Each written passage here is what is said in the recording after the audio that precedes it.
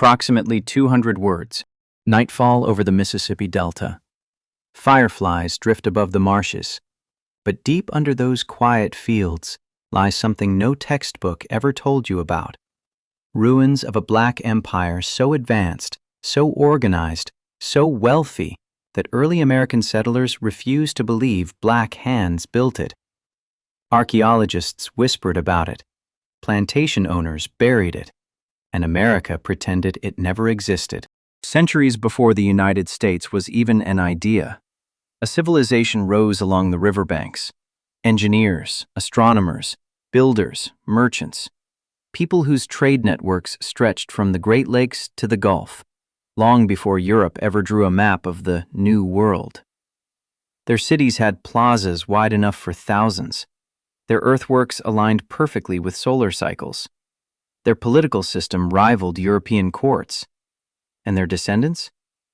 Many were the very people later enslaved, stripped of identity, and told they came from nothing. But here's the truth no one wanted America to know. A black-led empire thrived on this soil long before colonizers rewrote the continent's origin story. A nation whose brilliance had to be erased so slavery could be justified, and so white supremacy could stand without contradiction. This is the empire hidden beneath America's feet.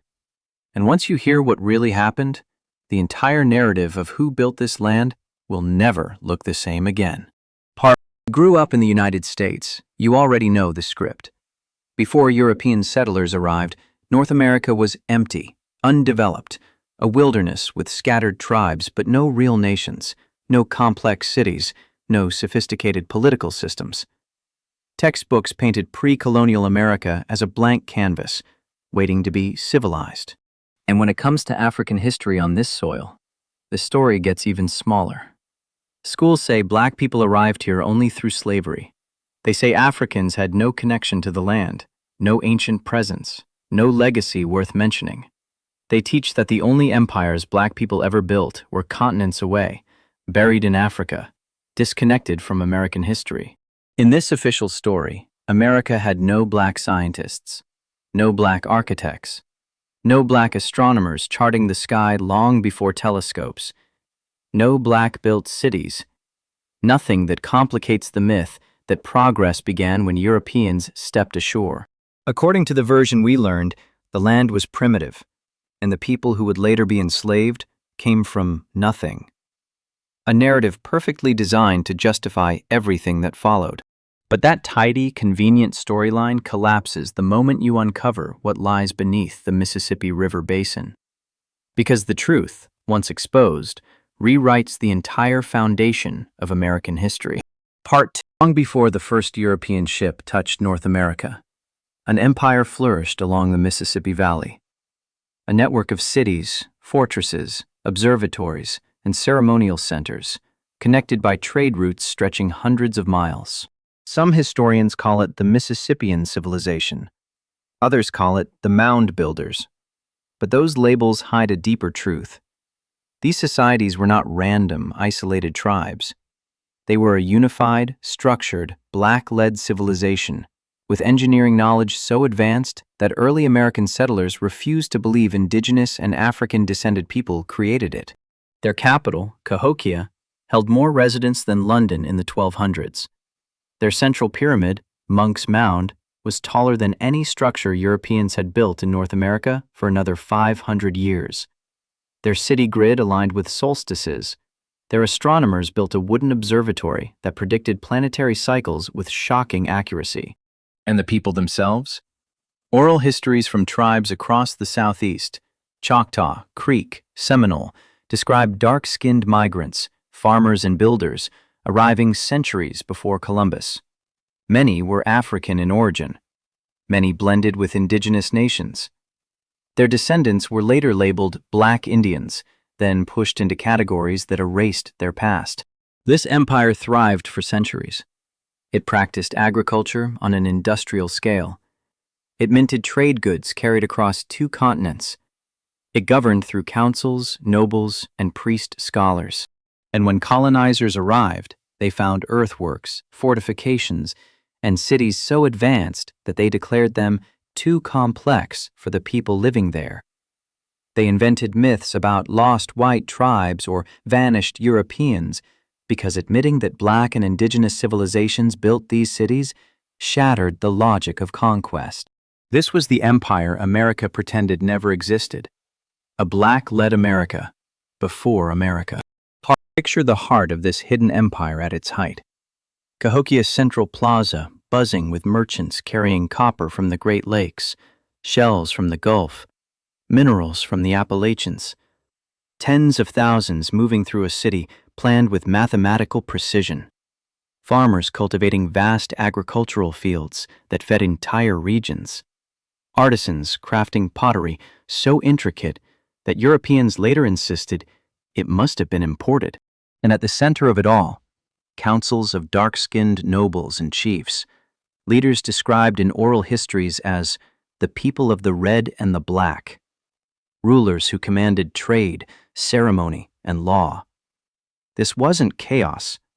This wasn't a patchwork of small tribes. This was administration, infrastructure, governance.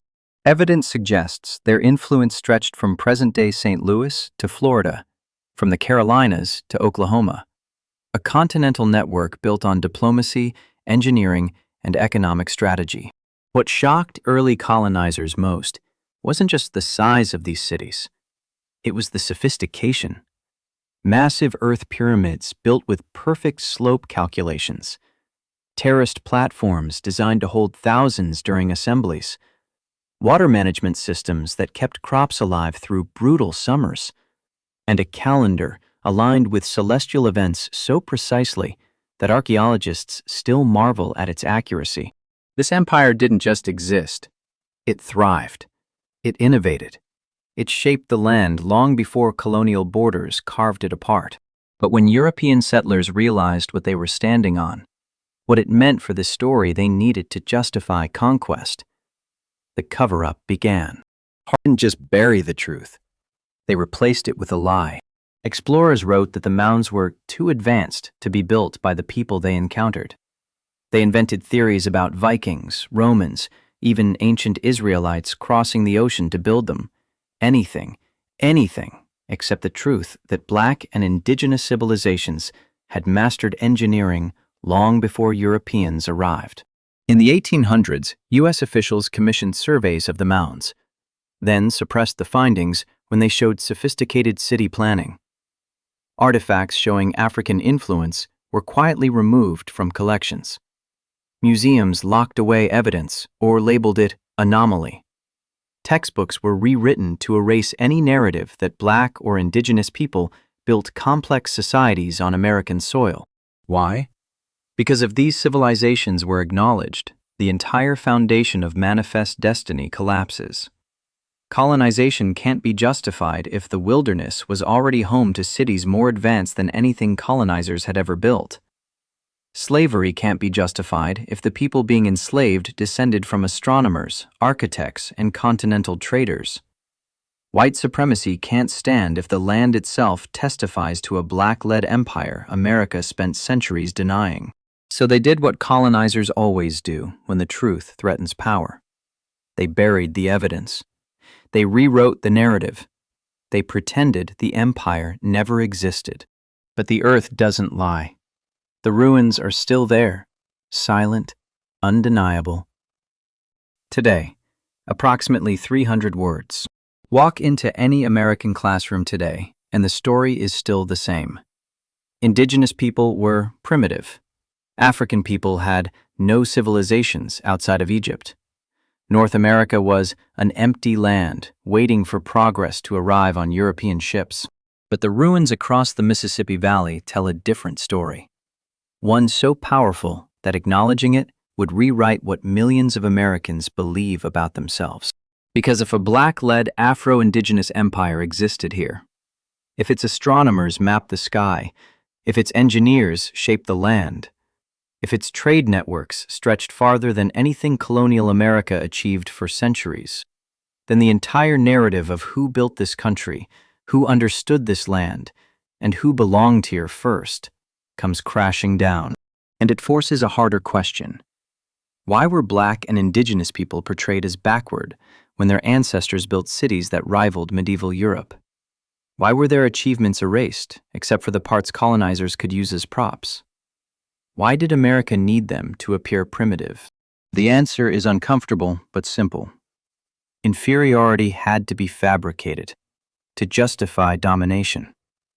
Slavery, land theft, forced removal, segregation.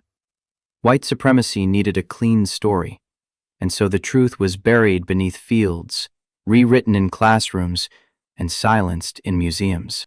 But once you know about this hidden empire, once you see how deeply its fingerprints mark the continent, you realize something undeniable. Black and Indigenous brilliance didn't arrive here through chains or colonization.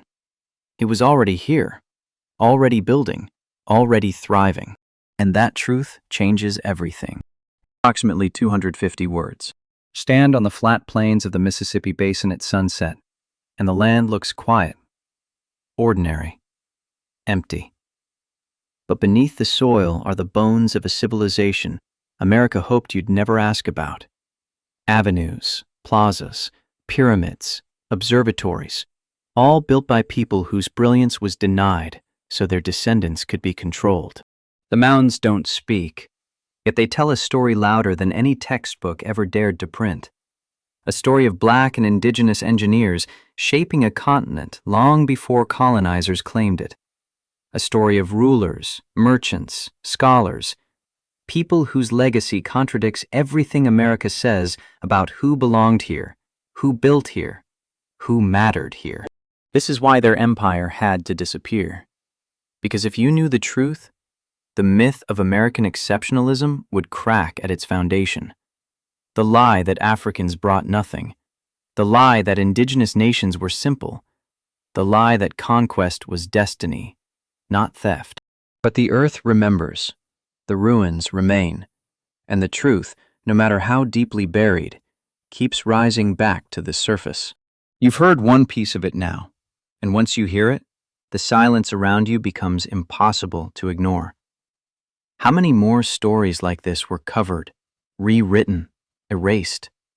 How many more legacies lie under fields, under rivers, under centuries of denial? If you believe this history deserves light instead of dust, share it. Because the more people learn what truly stood here before America, the harder it becomes for anyone to bury it again.